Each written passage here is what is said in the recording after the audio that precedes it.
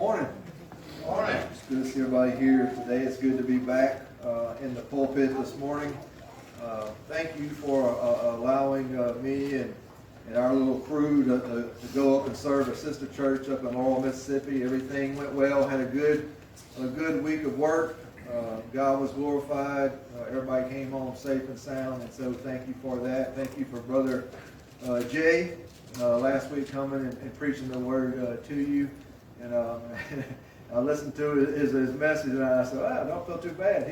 He was pretty long, and so we got a lot to cover today. So I might be a little long this morning as well. So I'm not throwing shade on him, but appreciate him coming and doing that for me and for you. And I always encourage my heart to see young men answering the call to pastor and lead churches and all those things. And so that was an encouragement in itself for me through all that. So anyway, it is Father's Day. Happy Father's Day to our fathers amongst us. And I'm thankful for those fathers who have gone on to be with the Lord, that have passed on godliness to their children and raised up godly families and all those things. And so thankful for them as well. So this morning, I want us to get back in the Gospel of Mark, continue our series through the Gospel of Mark. Mark 13 is where we're going to be.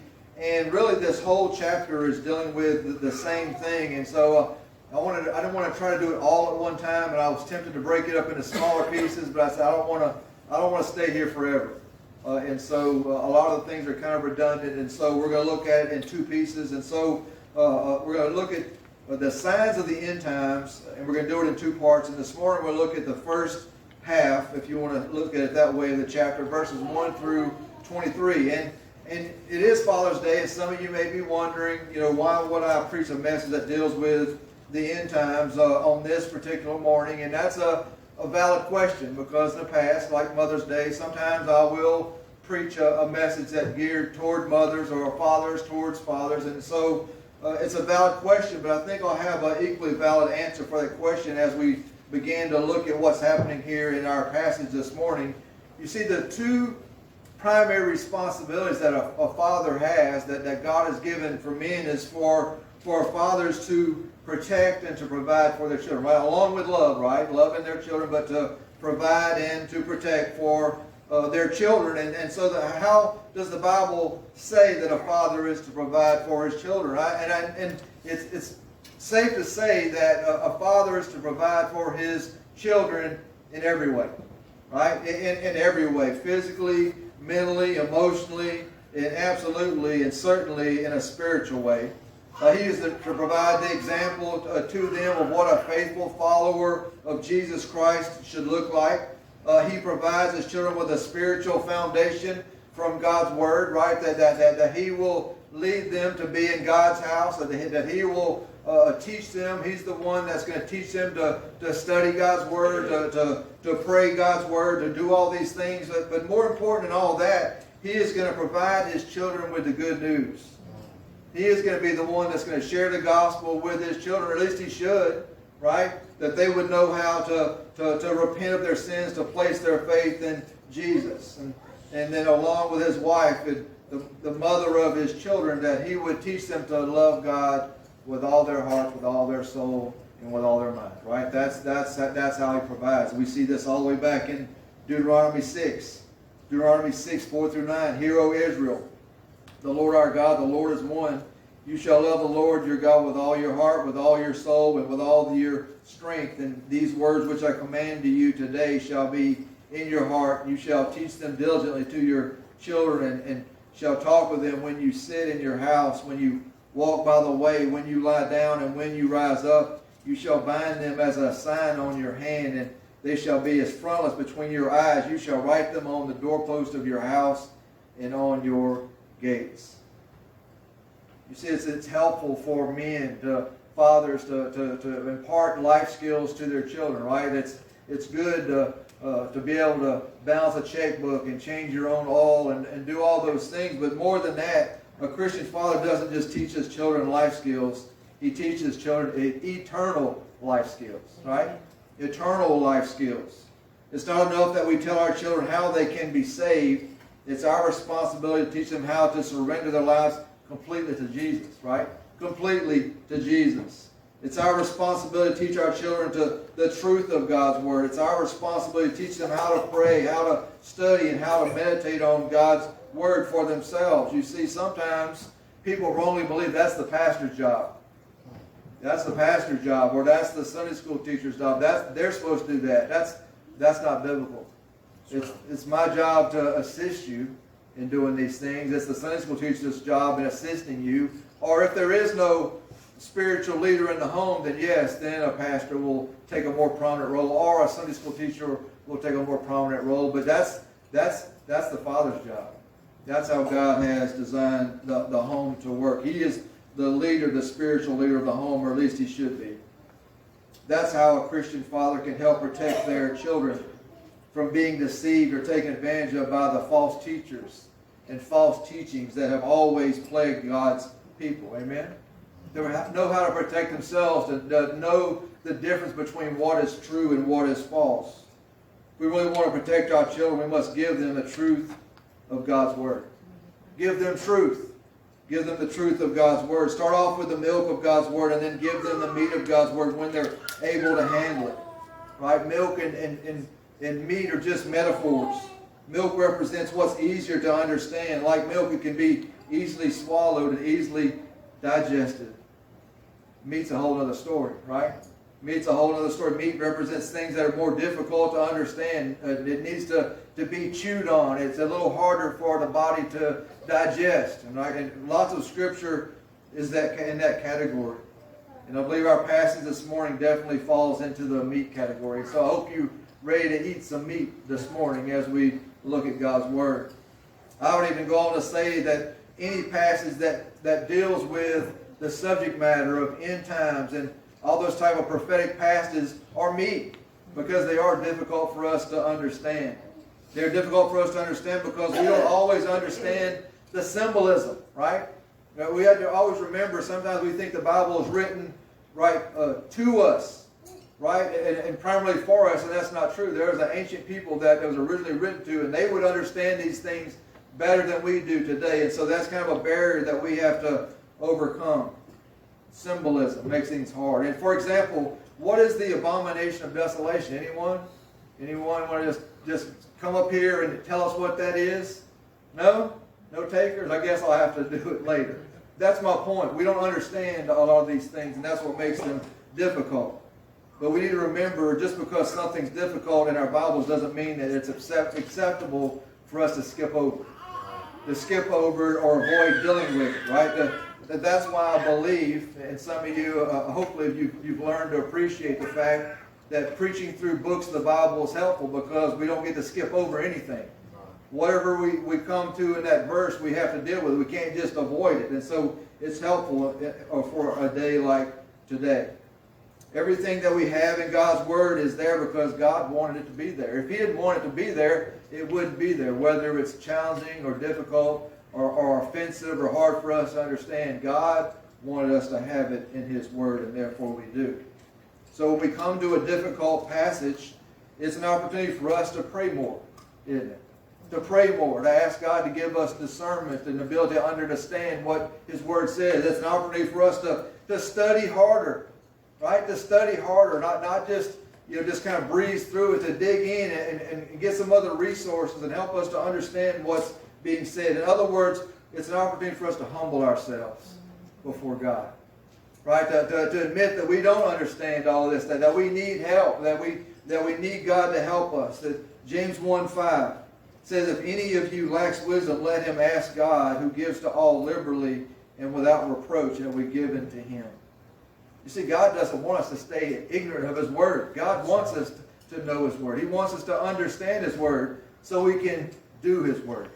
Do what His Word tells us to do. And can I just confess something to all of you this morning? I have been praying for wisdom a lot over these past couple of years.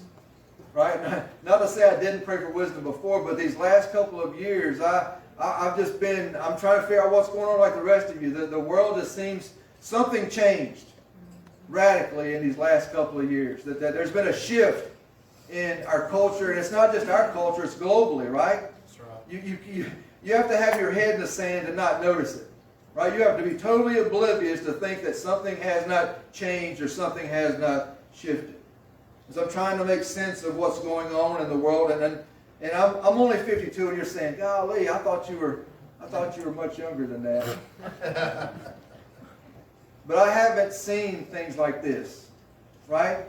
In my short time on this world, things have changed quite a bit, and it seems like they're speeding up. Things that we thought wasn't going to ever happen or never see happen, they're happening on a regular basis. Things that you say, that'll never fly. No, ain't no way that's going to get voted in. Nobody's going to let that pass. Guess what? It's happening. These new things are happening. I need wisdom to understand what's happening. Right? Well, I've never seen what the Bible clearly calls an abomination being celebrated. You know what this month is? Pride Month. Woohoo! Right? Celebration of what God calls an abomination. It's a nationwide thing, right? Sickening is what it is. Celebrating sin, open sin. We've just added a new Supreme Court justice to the highest court in the land, and when they were trying to confirm her, they were trying to ask her, what is a female? She couldn't do it. Well, she wouldn't do it. She said, I'm not a biologist. I'm not qualified to answer that. What in the world has happened? What has happened? I don't understand. Right? I'm not a conspiracy theory type guy. I'm not. But it sure seems as though there are some things that are happening on a global level and they seem to be coordinated. Right? Because it's not just here. It's all over the world. We've had a global pandemic with a global response by something called the World Health Organization. Right? Boy, that's convenient. I'm not a climate change nut either. I understand that weather patterns change over time and can change dramatically, but it sure does seem like there's been a whole lot of unprecedented weather events here lately, right? Right? You have to take notice of these things, right? It's not just me, and so we need wisdom. We need to have discernment about what's happening. Are these signs? Right? Are these signs, or are these just some type of a phenomenon that's happening? What's happened to our churches? Right? What's happened to our churches? What's happened to church attendance all over the world? Think about that. Besides a few pockets in Asia and the Middle East, yes, the Middle East, right? Revival is breaking out. Muslims are converting and placing their faith in Jesus. And Iran and Iraq, revival is breaking out. Besides those places, it sure seems as though the church is in decline, doesn't it? In decline. The pandemic didn't cause that to happen, though, did it? That's the excuse. That it's the pandemic. The pandemic didn't cause that to happen. The pandemic just exposed what was truly in someone's heart. The pandemic exposed what was truly in people's hearts. The pandemic helped to separate the sheep and the goat and the wheat from the tares is what it did. The pandemic helped give clarity to who's really saved and who's not. That's why the church kind of emptied out. It thinned out. To be certain of this, the church has not shrunk. That's right. That's right. The church has not shrunk. The church cannot shrink. The church has been pruned. The church has been refined. That's all that's happened. Right? 1 John 2:19 says, they went out from us, but they were not of us. For if they had been of us, they would have continued with us. But they went out that they might be made manifest that none of them were of us. See, I need God to give me wisdom so that I'll know whether all these things that we see happening are signs of the end times or not. I need to know this, and you need to know this as well. Are these signs that the end times are just is that what's happening, or are these just a series of coincidental events that just so happen to look a lot like what the Bible calls the signs of the end times? We need wisdom. We need discernment. In Mark's gospel, things were about to get really bad for Jesus because his arrest and crucifixion was just days away, really hours, literally at this point. Things were about to get really bad for his disciples too. Right? They may not have realized, but things were about to change for them. As bad as things would get in the weeks and months after Jesus' death and resurrection, things were going to get much, much worse for them as the gospel began to spread and the church grew larger and larger. Why? Because they had become a threat to Rome. Right? That was the thing. As they're growing, there's too many of them, and they don't submit. They say Jesus is Lord. Caesar is not Lord to them. Jesus is Lord. And so they were beginning to spread and grow and become a greater threat to the empire. The disciples would all be killed because of their faith in Jesus, all of them except for John, and he was exiled. And as Jesus was about to complete his mission to atone for the sins of the world, he wanted to encourage his disciples by reminding them of the bigger picture. We talked about that some this morning in men's Sunday school. It's important for us sometimes to maintain the right perspective and step back and think of the bigger picture that we are looking forward to with Christ. He's about to complete his mission and he wanted to encourage them. Yes, he was going to suffer and die on the cross. Yes, he was going to be raised from the dead 3 days later, just like he said. Yes, he was going to ascend back to heaven. But there's one more yes still yet to come. One we look forward to today. One day Jesus is going to come back for his church and to make all things new again. What a glorious day that will be. What a glorious day that will be. And so how will we know when Jesus is about to come back? Truth be told, we don't know.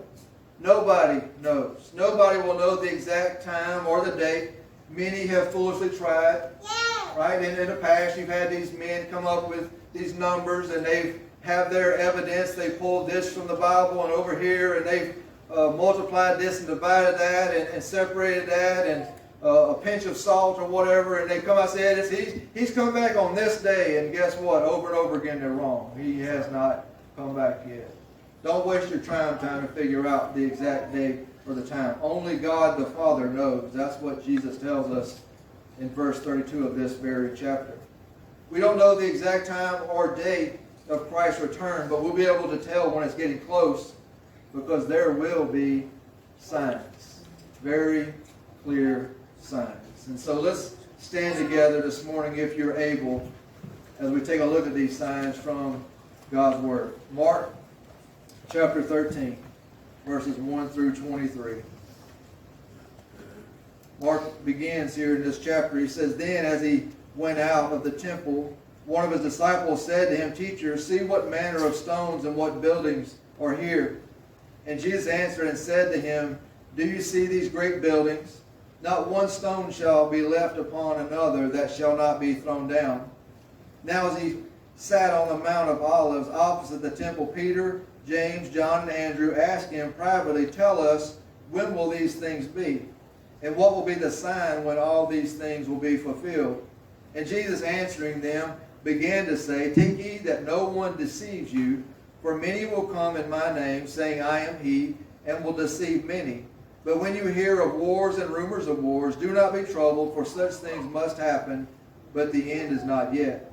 For nation will rise against nation, and kingdom against kingdom, and there will be earthquakes in various places, and there will be famines and troubles. These are the beginnings of sorrows. But watch out for yourselves, for they will deliver you up to councils, and you will be beaten in the synagogues. You will be brought before rulers and kings for my sake, for a testimony to them. And the gospel must first be preached to all the nations. But when they arrest you and deliver you up, do not worry beforehand, or premeditate what you will speak. But whatever is given you in that hour, speak that. For it is not you who speak, but the Holy Spirit. Now brother will betray brother to death, and father his child, and children will rise up against parents and cause them to be put to death, and you will be hated by all for my name's sake, but he who endures to the end shall be saved.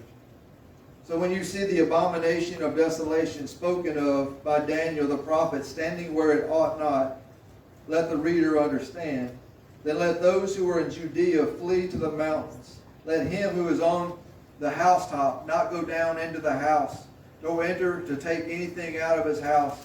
And let him who is in the field not go back to get his clothes. But woe to those who are pregnant, and to those who are nursing babies in those days, and pray that your flight may not be in winter, for in those days there will be tribulation, such as has not been since the beginning of the creation which God created until this time, nor ever shall be.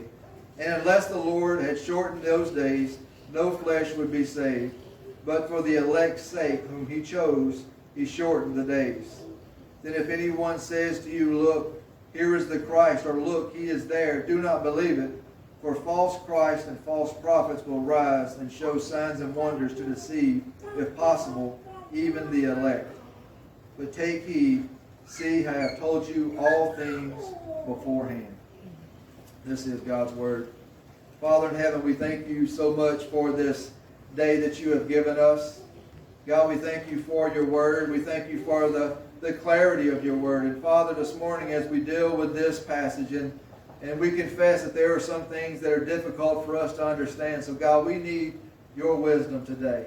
Help us to understand what your word is telling us and how we are to respond to what we see today.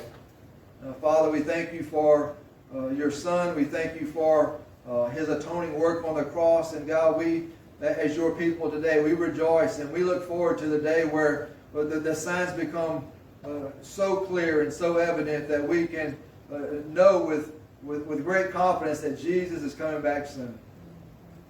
Father, thank you again for this day that you have made. We love you and we ask these things in Jesus' name. Amen. You may be seated.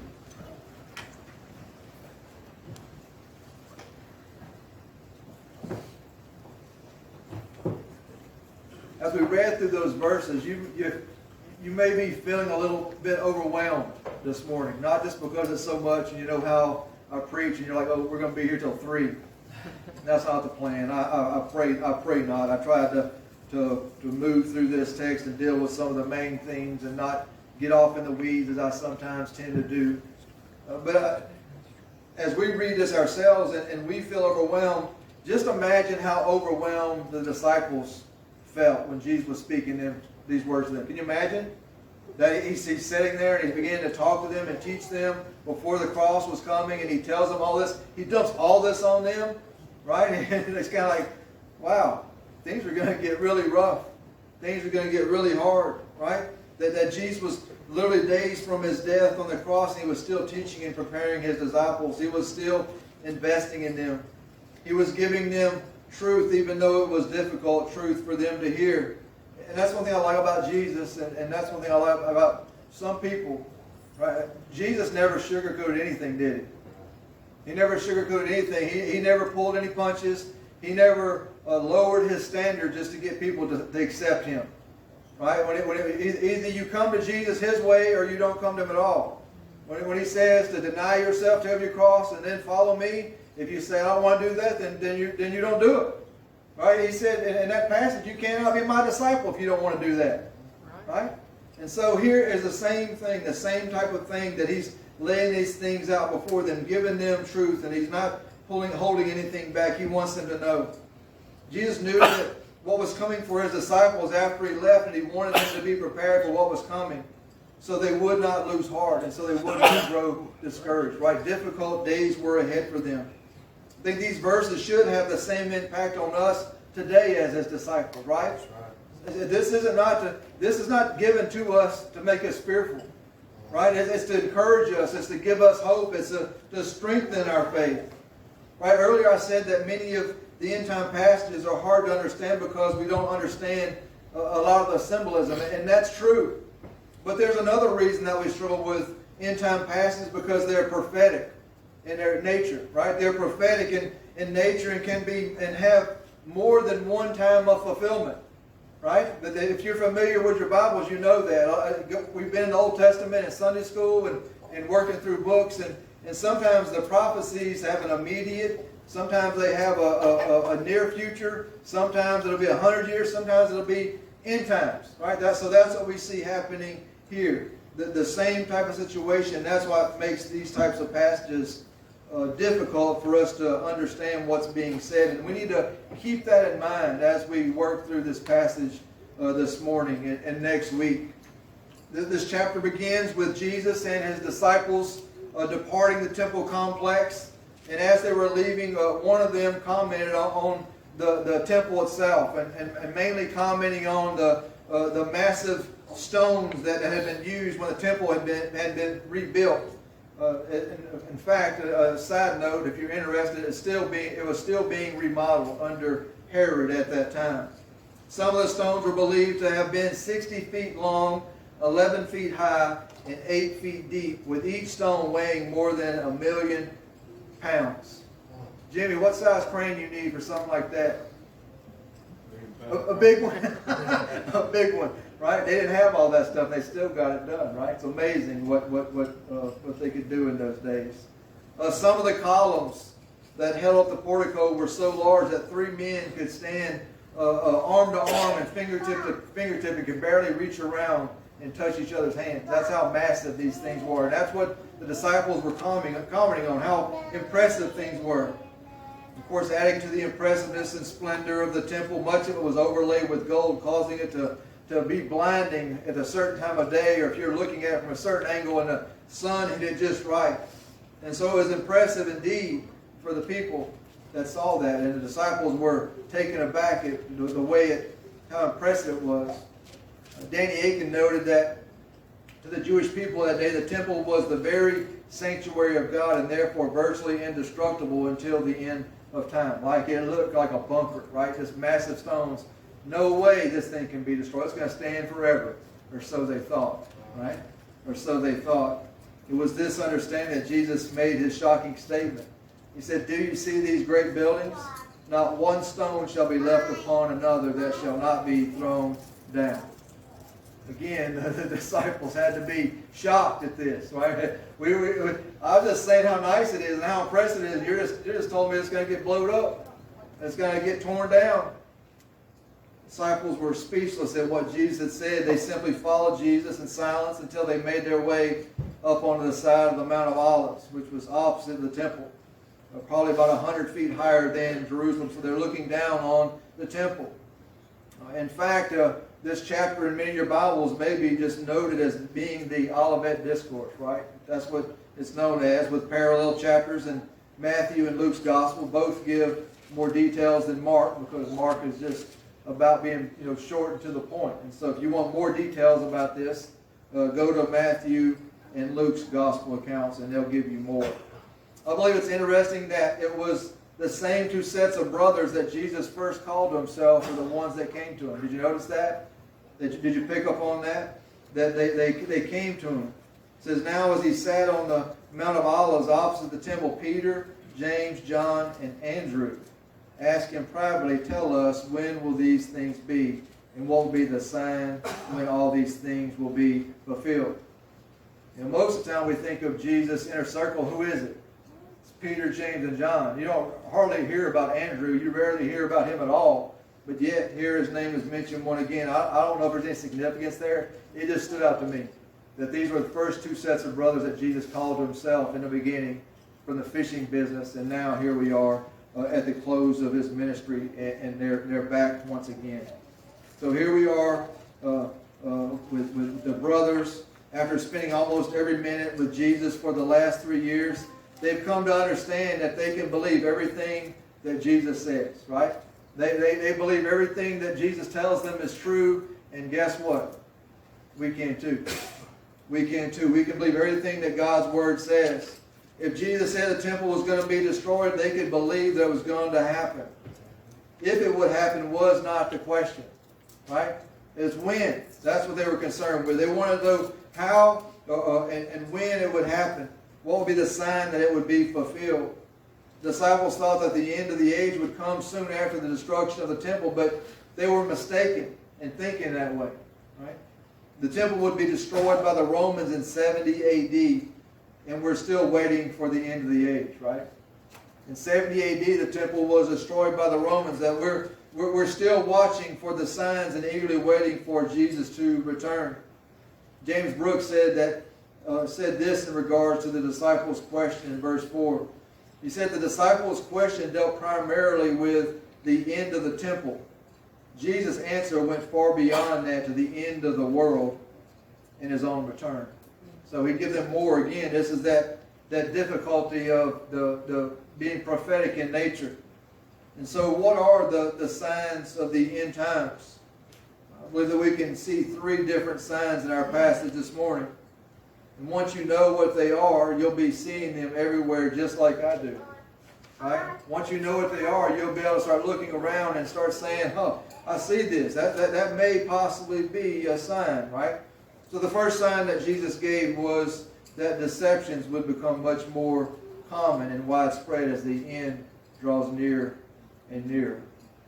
We see this in verses 5 through 8 and the last few verses in 21 and 23.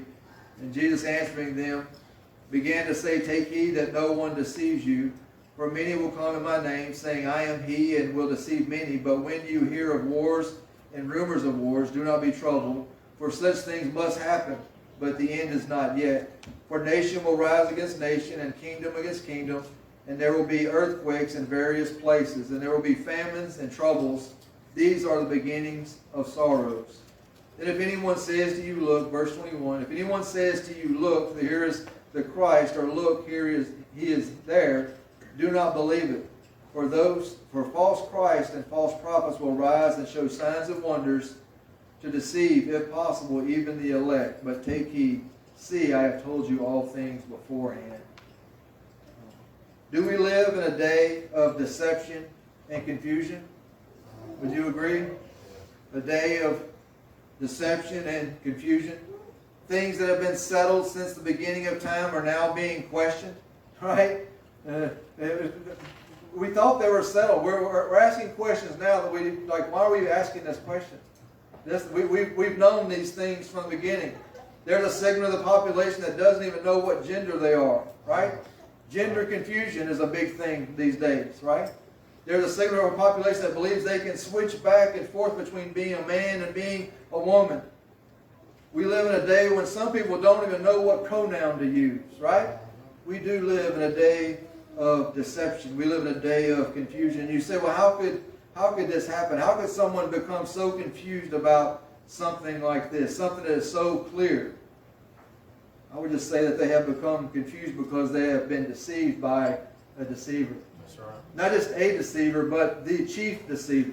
That's right. The Bible calls the devil a liar and the father of lies. Deception is his specialty. Deception is his specialty. But you see, the Bible is a book of truth because our God is a God of truth. You see, God wants us to know his truth. How do we battle deception? By knowing truth. Jesus knew what was going to happen after his ascent back to heaven. He knew the strong possibility that his disciples would misinterpret what was happening when the temple was being destroyed. He knew that the devil would take advantage of the climate of fear and confusion that its destruction would bring, and he was right. He was right. He knew what would happen. That's why Jesus' exhortation to his disciples was, take heed that no one deceives you. Right. Take heed that no one deceives you. Watch out. He's warning them of what is to come. We must take heed today as well. Don't be deceived by people who claim to be Jesus, right? We say that should be obvious, but we need to take heed. Don't be deceived by people that come in his name or say, I am he. It reminds me of David Koresh. I always think of him, the wacko from Waco, right? David Koresh, the Branch Davidians. Some of y'all may be too young to remember that. But he was the one saying that he was Christ and he had returned. And again, I like to always remind you, if someone comes back and they tell you that they're Jesus and they wear corrective lenses, they're wearing glasses, that's a pretty good sign. I don't think Jesus needs to wear glasses. The glorified, perfected, risen, resurrected Christ returning is not going to have glasses. Right? So that's just extra. So anyone that says they're Jesus and they're wearing glasses, they're lying to you. That's just free. That's just on the side there. And so we have this happening that's going on, that we know all these things are beginning to happen. That he knew that all this was going to happen, and it did. Whenever he tells us to be aware, to pay attention to what's happening, we need to pay attention. Don't be deceived by people that claim to be Jesus. Don't be deceived by false Christ or false prophets, even though they will be able to perform signs and wonders. for the sole purpose, as Jesus says, of deception. Right? You think about Jesus' ministry. How often were people telling him, give us a sign, show us a sign, and Jesus wouldn't do it. How do we know that there'll be false prophets, false teachers, the ones that can work miracles and do signs and wonders aren't who they say they are? Because they're going to do it. They want to do it. Right. They want to do signs and wonders. They want to show off, right? Jesus didn't do that. Jesus would not do that. And so they'll be able to have these power to do signs and wonders, but just remember this, it's not God's power, it's demonic power is what it is. Don't be deceived. In verse 22, Jesus made it clear that their signs and wonders would be so convincing that if it were possible, even the elect of God would be deceived. He's saying they're going to be so convincing and so powerful that if it were possible, even saved people would be deceived. So what does that mean? What does he mean in verse 22? It means that saved people cannot and will not be deceived by false Christ. Saved people cannot and will not be deceived by false Christ or false prophets as deceptions grow stronger and stronger at the end, as the end draws near. You see, not only does Jesus know his sheep, Jesus' sheep know him. That's right. Not only does Jesus know his sheep, Jesus' sheep know him. John 10:14 says, I am the good shepherd, and I know my sheep, and am known by my own. You see, we'll know the difference as deceptions begin to become more and more common. Don't be deceived or troubled by wars and rumors of wars. Don't be deceived or troubled by increasing occurrences of natural disasters like earthquakes and famines, or in our case, hurricanes.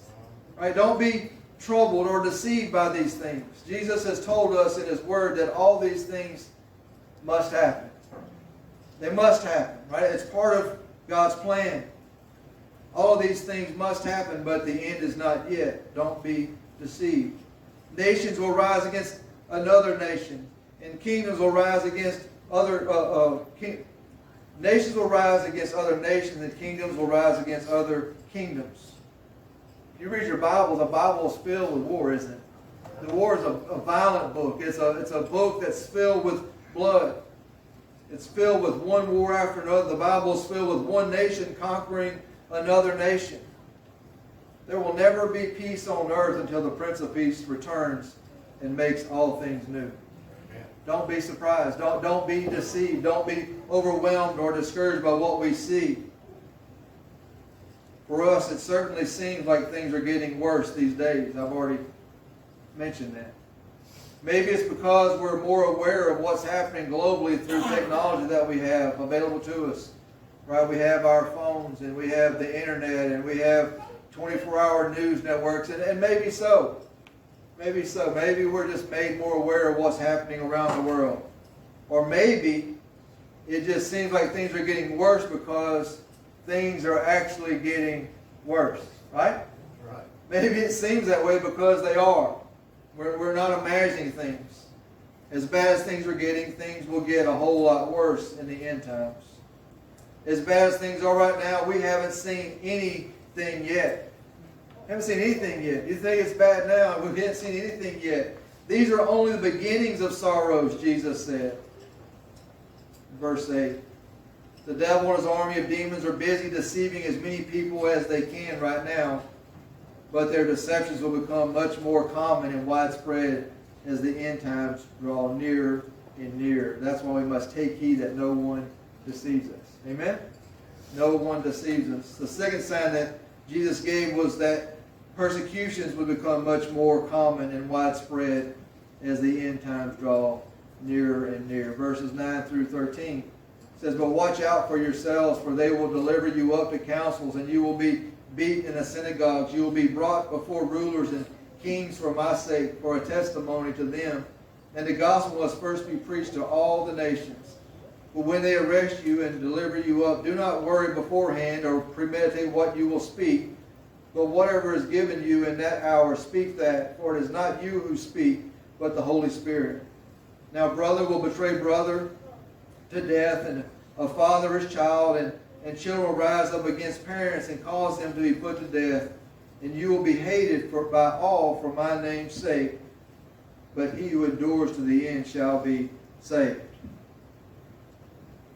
For 3 years, the disciples have had an upfront seat to the hatred and hostility that Jesus faced on a regular basis from the religious leaders, from the scribes and the Pharisees, right?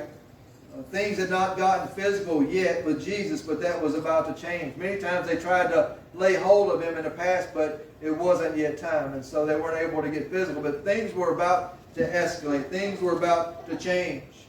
They were about to see him be brutalized and beaten at his arrest in the garden. They would see him bloodied and battered as he was presented by Pilate to the people after he had been scourged with a cat of nine tails. Right? I always think of the Passion of the Christ. I think it does a fantastic job of portraying the physical suffering that Jesus endured. They would see all this. They would see him battered and bruised and bloodied as Pilate brought him before the people. They would see him paraded through the streets like a common criminal. They would see him suffer crucifixion. They would see his hands nailed to a cross, his feet nailed to the cross. They'd see all these things. The crucifixion was one of the cruelest ways to execute people in the ancient world. You see, the cross was the ultimate display of the religious leaders' hatred for Jesus. But it was God's ultimate display of God's love for the world. That's right. Right? His love for us. John 3:16, for God so loved the world that he gave his only begotten Son, that whoever believes in him should not perish but have everlasting life.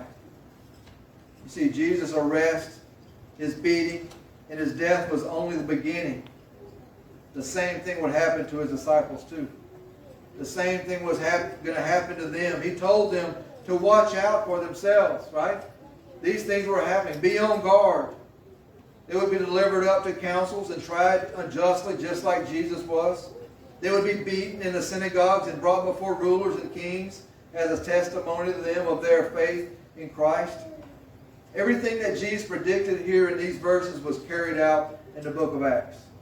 Right? You read through the book of Acts, it's almost step by step. He said all these things, again, prophetically speaking to the disciples.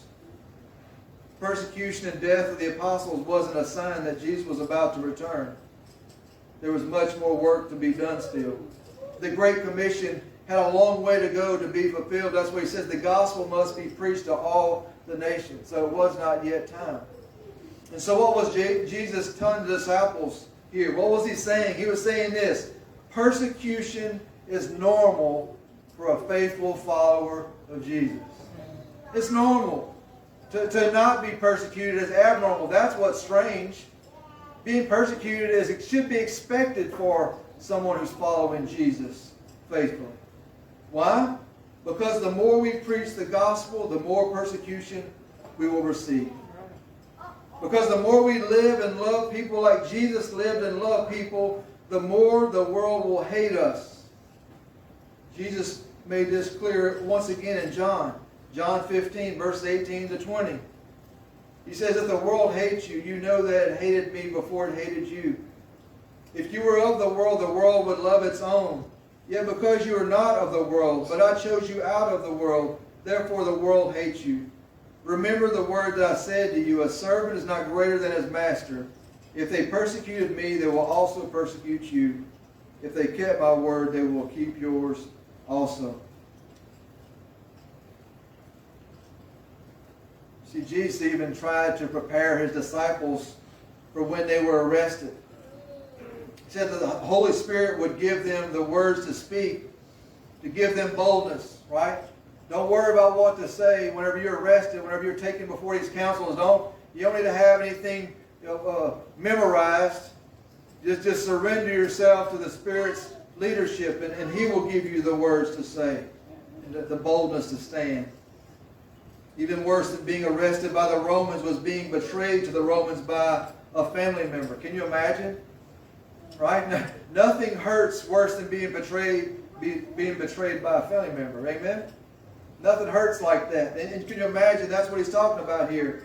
Brother betraying brother, a father betraying his children, children rising up against their parents, causing them to be put to death. Right? Causing them to be executed.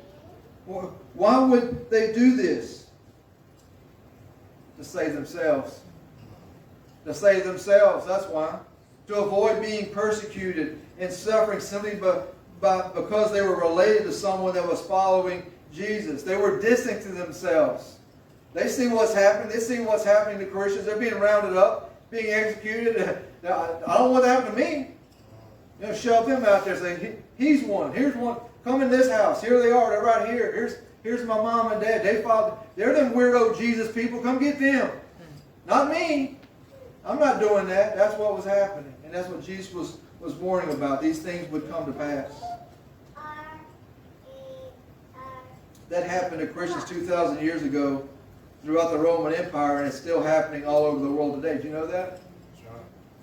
All over the world today, this still happens. We got a taste, I guess, if you want to, with the pandemic and some of the things. We saw some of the heavy-handedness of the government and the overreach of the government, and we heard about things happening with churches being shut down and pastors being arrested and stuff like that. We got a small taste of what persecution can be like, but it's much more severe than that all over the world. It always has been, and it hasn't changed. It's going to get worse as the end draws near. Persecution of Christians is only going to get worse from here on out, not better. Verse 13 is a verse of promises. We're promised that we will be hated for His name's sake. Right? That's a promise. We will be hated for His name's sake. This persecution is promised. But we are also promised the ability to endure to the end. Right? How do you know one is truly saved? They endure. Right? They endure to the end. They don't quit when persecution comes. They don't throw in the towel. They don't flip-flop. We don't endure to the end so we can be saved. We endure to the end because we are saved. Amen. There are no quitters in heaven. Right? There are no quitters in heaven. I love this quote by Vance Havner I found this week. He said this. He said, "Faith that fizzles before the finish was faulty from the first." A tongue twister, right? Let me say that again. Faith that fizzles before the finish was faulty from the first. See, persecution of Christians isn't a sign of the end times. Why would I say that? Because it's always happened, right? It's always been happening. Extreme and worldwide persecution of Christians is a sign that the end times are drawing near and that Christ is about to come back for His church. That's the difference, right? That's what Jesus wants us to know. The third one more. We're almost done. Hang in there. Third sign that Jesus gave was that tribulations would become more common and much more severe as the end times draw near. Verses 14 to 20. So when you see the abomination of desolation spoken of by Daniel the prophet, standing where it ought not, let the reader understand. Then let those who are in Judea flee to the mountains. Let him who is on the housetop not go down to the house, or enter in to take anything out of his house. And let him who is in the field not go back to get his clothes. But woe to those who are pregnant, and to those who are nursing babies in those days. And pray that your flight may not be in winter. For in those days there will be tribulation, such as has not been since the beginning of the creation which God created until this time, nor ever shall be. And unless the Lord had shortened those days, no flesh would be saved. But for the elect's sake, whom He chose, He shortened the days. Jesus referenced the prophecy given by Daniel both to reference what would happen when the temple was destroyed in 70 A.D. and what will happen when the man of sin is revealed in the end times before Christ comes back. The Apostle Paul wrote about this very thing in his second letter to the Thessalonians. We just studied this, right, in Sunday school. 2 Thessalonians 2, verses 1 through 4. Now, brethren, concerning the coming of our Lord Jesus Christ and our gathering together to Him, we ask you not to be soon shaken in mind or troubled, either by spirit or by word or by letter, as if from us, as though the day of Christ had come. Let no one deceive you by any means, for that day will not come unless the falling away comes first, and the man of sin is revealed, the son of perdition, who opposes and exalts himself above all that is called God or that is worshipped, so that he sits as God in the temple of God, showing himself that he is God. Same things, right? Paul's echoing, saying the same things that Jesus was talking about. Daniel's prophecy was first fulfilled in 167 BC when Antiochus Epiphanes desecrated the temple when he sacrificed a pig on the altar of burnt offerings. Can you imagine? We all know how the Jewish people feel about pigs. Like that's the vilest of them, of unclean animals. And he sacrificed a pig on the altar of God. And he also set up an altar to Zeus. Of course, this outrageous transgression enraged the Jewish people to revolt against the Syrians at that time and what is known as the Maccabean revolt. And of course, there was tremendous loss of life and destruction because of that. The second fulfillment came in 70 AD when General Titus entered into the temple, right? You know the rules. We're familiar with that. Gentiles aren't allowed into the temple complex, much less into the Holy of Holies. And so that's what happened here. Both Antiochus Epiphanes and General Titus were types of Antichrist, right? Types of Antichrist, men of lawlessness that blaspheme God and God's temple. Their acts of abomination triggered tremendous desolation and destruction against God's people. It happened in 167 BC, it happened in 70 AD, and it will happen one final time at the end of the age before Christ returns. Everything that Jesus spoke of in these verses took place when the Romans destroyed Jerusalem and flattened the temple. Right? That's what Jesus was doing. He was warning them that this would come. Things escalated quickly and severely. These tribulations were tragic and merciless to everyone, even more so to those who were pregnant or still nursing infants. No one was spared or shown mercy by the Romans in 70 AD. No mercy was shown. No one was spared. And as terrible as that time of tribulation was for the Jewish people, it was limited to the inhabitants of Jerusalem and the surrounding villages and province. The final tribulation will be much worse. The final tribulation period will be global. Nowhere to hide and nowhere to escape. Nowhere to hide and nowhere to escape. Nowhere to flee to. The sufferings will be unimaginable and the loss of life will be staggering. There will be a time of tribulation like the world has never seen before and never will see again. Everyone would be killed if the Lord in His mercy had not shortened its days. Why would the Lord shorten the final tribulation period? Because there will be some that repent of their sins and believe in Jesus. Right. The elect. He's not talking about the elect already. Those who will be elect, those who will be saved. People will be saved in the tribulation period. The Bible tells us this. Some will be saved. The end of verse 20 says, "But for the elect's sake whom He chose, He shortened the days." This was also revealed to John, and he wrote it down in Revelation 7. Revelation 7, 9 through 17. It says, "After these things I looked, and behold a great multitude, which no one could number, of all nations, tribes, peoples, and tongues, standing before the throne and before the Lamb, clothed with white robes, with palm branches in their hands, and crying out with a loud voice, saying, Salvation belongs to our God, who sits on the throne, and to the Lamb. All the angels stood around the throne, and the elders and the four living creatures, and fell on their faces before the throne and worshiped God, saying, Amen. Blessing and glory and wisdom, thanksgiving and honor and power and might be to our God forever and ever. Amen. Then one of the elders answered, saying to me, Who are these arrayed in white robes, and where did they come from? And I said to him, Sir, you know. So he said to me, These are the ones who come out of the great tribulation, and washed their robes and made them white in the blood of the Lamb.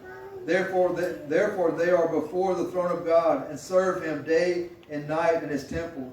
And He who sits on the throne will dwell among them. They shall neither hunger any more, nor thirst any more. The sun shall not strike them, nor any heat. For the Lamb who is in the midst of the throne will shepherd them and lead them to living fountains of water, and God will wipe away every tear from their eyes. See, Jesus was not trying to frighten the disciples. He wasn't. His warning was intended to give them hope to endure the coming tribulations of 70 AD. That's what was happening here. Likewise, everything that we read in God's Word regarding the coming tribulation period and the end times is not intended to frighten us either. It shouldn't. That's not the point. It's not to make us fearful. It's to help us to be faithful. It's intended to warn us and make us aware, to know what to expect. It's intended to give us hope to endure whatever part of the tribulation period we get to experience, if any of it at all. I'm hoping for a pre-tribulation rapture. That you want to, if we're getting a vote and say all these theories of end times and the rapture, stuff like that, my vote is for pre-tribulation rapture of the church. But even so, if it's not, if it's mid or whatever the case, we don't know. That's why there's so many theories.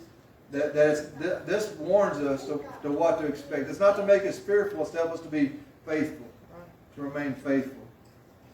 There have always been periods of tribulation throughout human history, and they will continue.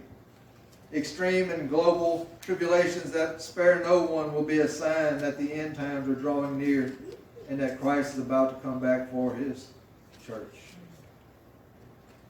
This morning as we close, most of the time any talk of the end times makes believers uncomfortable. Some of you may be uncomfortable this morning just based off of what we were talking about today.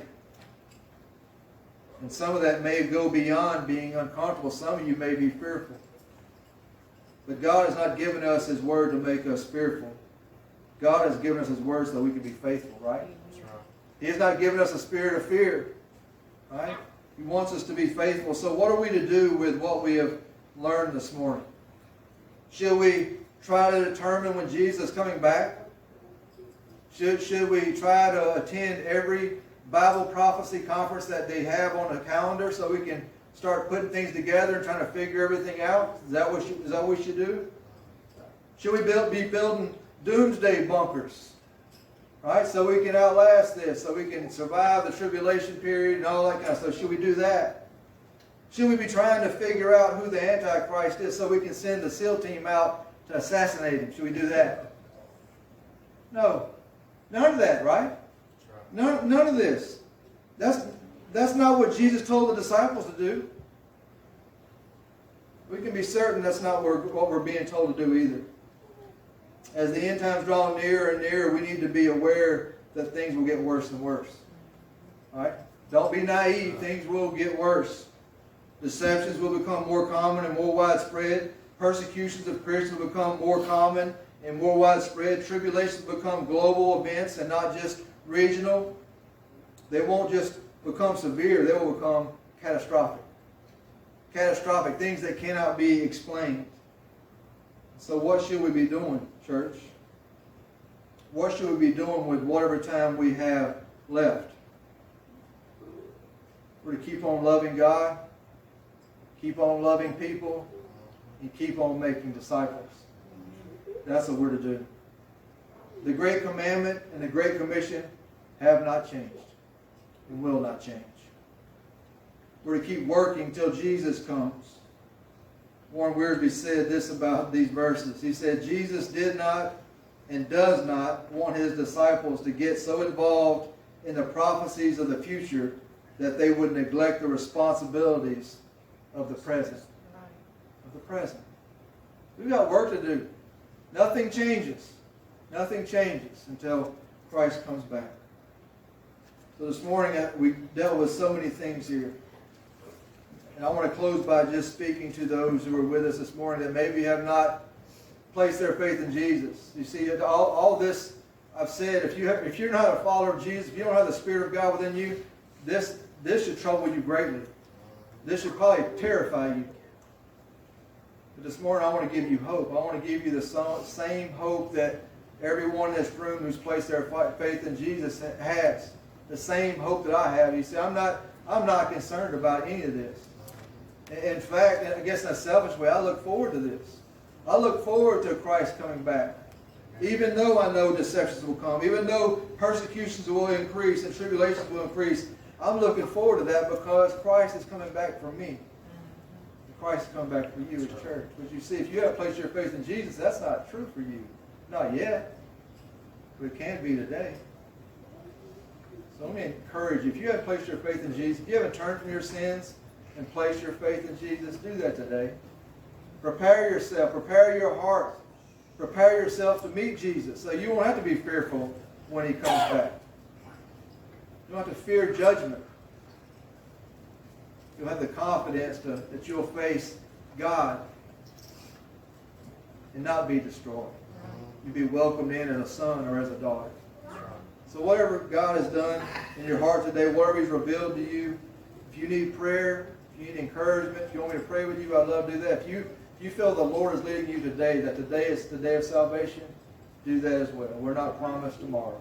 Amen? All right, let me pray and we'll have a time of response. Father, we do give you thanks for this day. We're so thankful for your word, God. We're thankful for passages like this, even difficult passages like this. We know that you love us. We know that you love us because you gave us your Son.